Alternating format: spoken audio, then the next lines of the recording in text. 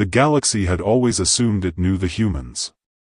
Small, primitive, and clumsy, their old warships were considered relics, fit only for museum displays. But as the stars stretched across the void and the alien fleets prepared to confront them, humanity was ready to prove that assumptions could be deadly wrong. In the silent darkness of space, something stirred. Old human warships, long dismissed as outdated, suddenly came alive, not with glowing energy fields or exotic alien tech, but with heat signatures and engines that hummed with deadly intent. The aliens, confident in their superiority, didn't realize their first mistake. They thought they were facing relics, not seasoned warriors. The human fleet had been refined over centuries of warfare. It didn't matter how polished a ship looked, it mattered whether it could kill the enemy and survive. Admiral Rodriguez's voice rang calm and authoritative. All ships, stand by for engagement. Let's show them what they missed in all their fancy toys. The alien fleet advanced with arrogance.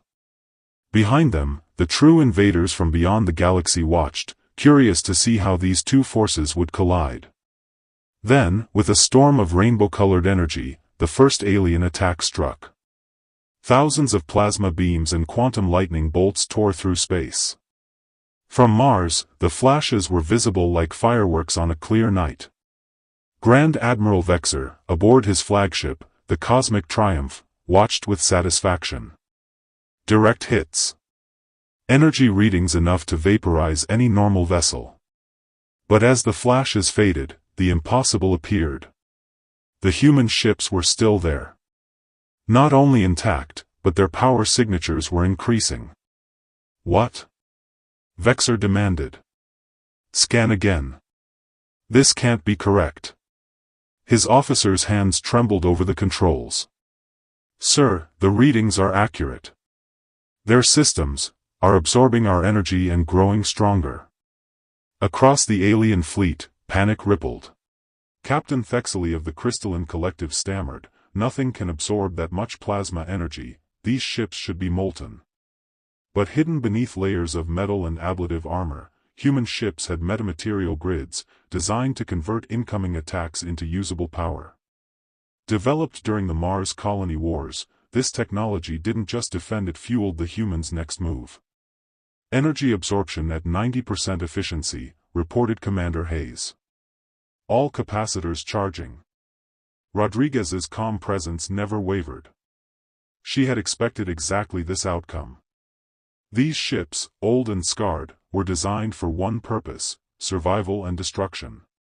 Vexer's next barrage hit even harder, but the human flagship, indomitable, surged forward with engines blazing. Fusion drives that seemed primitive were anything but. They were variable output engines, capable of pushing impossible power levels when needed.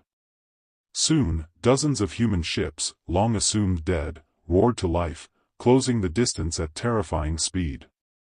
Impossible, Becker shouted. They should be slow and clumsy. The humans were fast, brutal, and unrelenting. Alien ships, built for elegance and long-range energy combat, were ill-prepared for the close-quarters brutality the humans unleashed. Captain Rodriguez's fleet struck like predators, breaking formations and overwhelming the enemy. Each human vessel carried weapons the aliens had dismissed: railguns capable of accelerating tungsten rods to near-light speed, missiles with quantum-encrypted guidance, and nuclear warheads capable of splitting asteroids. The first salvo tore through alien formations like a hurricane, shields useless against kinetic fury.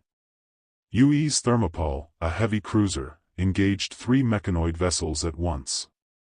Its captain, Commander Sarah Park, had trained for this. Rotate ship. All guns to bear. Show them how humans fight.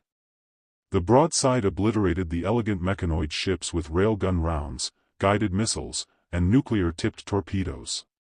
Across the battlefield, the UES Marathon destroyed crystalline vessels with guided warheads that tracked through phase shifts, hitting their targets with surgical precision. The aliens could only watch as their most advanced ships were reduced to clouds of vaporized metal. Admiral Vexer's realization. Vexer realized the truth: humans didn't fight for honor, aesthetics, or tradition, they fought to survive, and every ship was a master of warfare. When the human fleet collided at close range, it was an avalanche of destruction. Scars and damage didn't stop them, their weapons tore through armor, shields, and defenses with devastating effect. The Indomitable's main guns unleashed twin streams of tungsten rods at 15% light speed. Vexor's flagship, the Cosmic Triumph, crumbled under impact, atmosphere venting into space. The aliens' pride, their elegant formations, and technological sophistication were meaningless against weapons tested in centuries of human conflict. Casualty reports? Vexor demanded, voice trembling. 68% of the fleet destroyed, came the reply. 7,000 ships, 50 civilizations, wiped out by 67 human ships. Not one human vessel had been lost. Not a single one disabled. Aftermath and the lesson learned. Communication channels opened. Captain Rodriguez addressed Vexor directly. You entered human space with weapons charged. That makes you an enemy. Withdraw immediately, or face total destruction. Vexor pleaded. We face a greater threat, unknown invaders, exterminators moving through the outer rim. Rodriguez's voice carried calm amusement. And you thought the best strategy was to demand surrender from the only species that still knows how to fight a real war? Vexor's pride shattered. We need your help. Our weapons are useless against enemies who ignore the rules of warfare. Rodriguez corrected him. We fight like survivors, Admiral. There's a difference.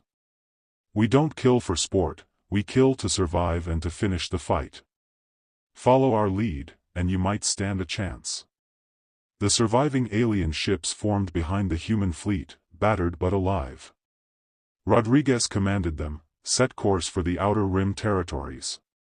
Time to show these invaders what happens when they threaten our galaxy. Humans redefine galactic warfare. As news spread, the galaxy realized the magnitude of the humans' victory. Species that mocked humanity now fell silent, studying how relics of Sol had decimated the most advanced fleets ever assembled. Reports reached Earth. Ambassador Sarah Chen read casualty lists with calm confidence. Let them think what they want, she told her aide. The important thing is that they finally take us seriously. Far beyond the galaxy, the real invaders recalculated. For the first time, they faced a species that fought like they did, a species that treated warfare as a profession, not an art, a species that built weapons to kill, not to impress. Captain Rodriguez watched the remnants of the galactic fleet form up behind hers. Their ships were scarred, but the crews were still willing to fight. All ships, she announced, prepare for the outer rim. We hunt now. And anyone who threatens our galaxy will learn the same lesson humanity just taught the rest of the universe. The human fleet, ugly, battered, and terrifyingly efficient, moved into deep space. Behind them, the remnants of once proud fleets followed, humbled, ready to learn the one lesson that the galaxy would never forget: never underestimate humanity.